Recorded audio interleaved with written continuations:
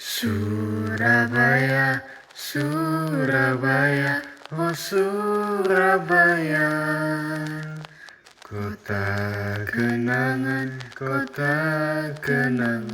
takkan terlupa. Surabaya, Surabaya, oh Surabaya, kota kenangan, takkan terlupa. Di sanalah, di Surabaya,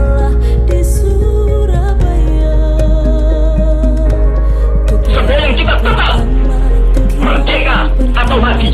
kami berjumpa.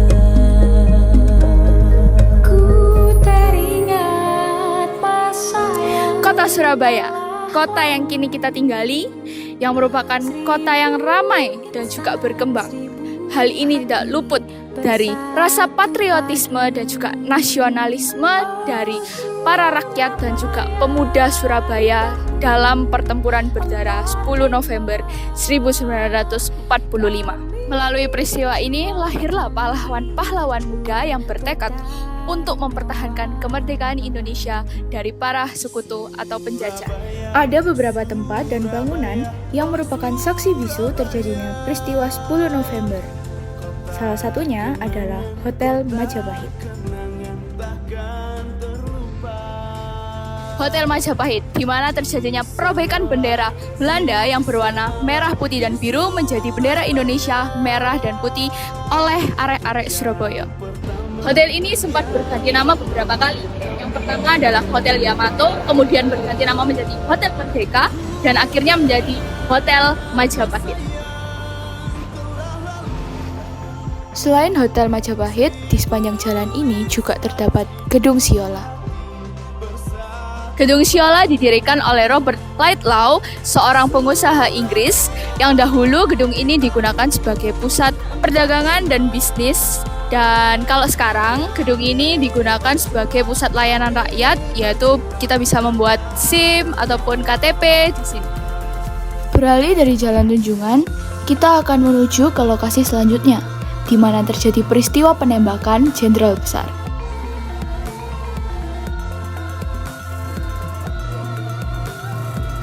Jembatan Merah menyimpan banyak cerita mengenai peristiwa 10 November 1945, di mana di lokasi ini terjadi pertempuran antara arek-arek Surabaya melawan sekutu dan juga kolonial sehingga menewaskan Jenderal AWS Malabi. Dan yang terakhir, yang merupakan tempat ikonik di Surabaya, yaitu Tugu Pahlawan, yang merupakan sebuah monumen untuk mengenang peristiwa dan jasa para rakyat serta arek-arek Surabaya dalam pertempuran 10 November. Nah, di pintu masuknya pun, kita sudah disambut dengan relief yang menceritakan sejarah perjuangan arek-arek Surabaya kala itu. Jadi kayak ultimatum itu diterbangin gitu dari pesawat, terus habis itu supaya semua rakyat Indonesia itu tahu tuh. Nah, di dalam ultimatum itu kertasnya isinya kayak ancaman gitu.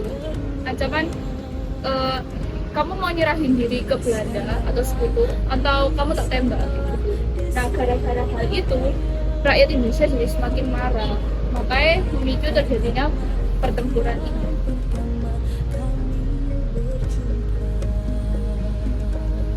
Ku teringat masa yang telah lalu,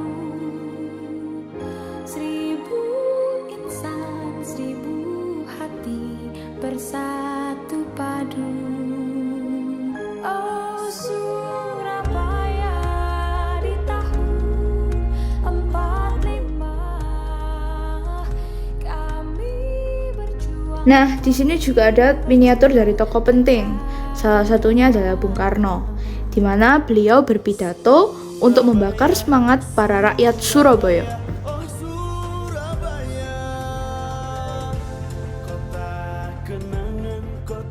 Wow, keren ya senjatanya teman-teman. Sederhana banget gak sih senjatanya? Kayak keris, ketapel, parang,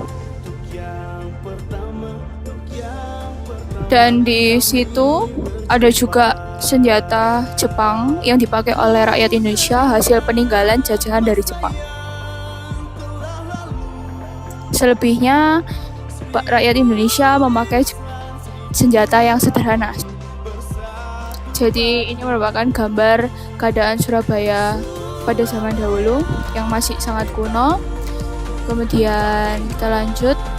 Berikut adalah Tugu Pahlawan yang pertama kali didirikan pada tahun 1950, yang dimana Tugu Pahlawan ini dibentuk dengan tujuan untuk mengenang jasa para pahlawan yang telah berjuang, khususnya pada peristiwa 10 November 1945 silam.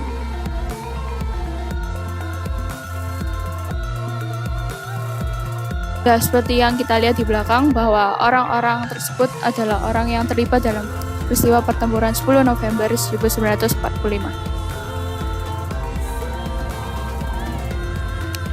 Satu ya, benda satu ya.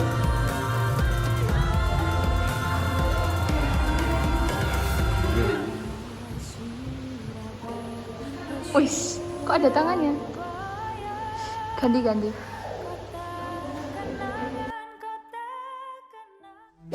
Pada akhirnya, semua pengorbanan yang dahulu telah dilakukan tidak hanya meninggalkan sebuah kenangan, terlebih meninggalkan sebuah nilai moral yang dapat kita hayati, terlebih kita implementasikan dalam kehidupan kita. Warisan yang kita miliki bukan berarti politik ketakutan, tetapi politik harapan, yang artinya setiap masalah yang kita hadapi dan keterbatasan yang kita miliki itu tidak menghalangi kita untuk mencapai sebuah peluang dalam mencapai masalah tersebut atau menyelesaikan masalah tersebut, menjadi seorang pemimpin yang baik dan mengubah bangsa ini menjadi bangsa yang maju dan berkembang. Kita, para pemuda, tidak lagi berjuang secara fisik, tetapi berjuang dengan pikiran dan tindakan, yang akhirnya membawa kepada suatu perubahan bangsa yang lebih baik.